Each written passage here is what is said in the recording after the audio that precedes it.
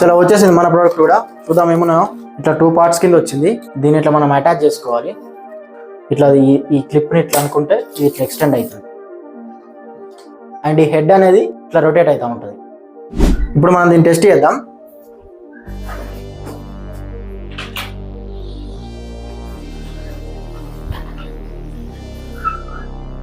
Wow, చాలా బాగా work అవుతుంది. ఇప్పుడు ఒకసారి వాటర్ వాష్ టెస్ట్ చేద్దాం దీన్ని.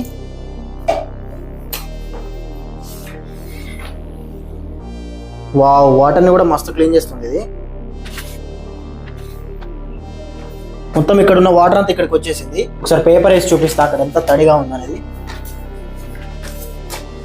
కొంచెం కూడా తడిగా లేదు, నీట్గా క్లీన్ చేసేసింది. దీని లింక్ బయోలో ఉంటుంది.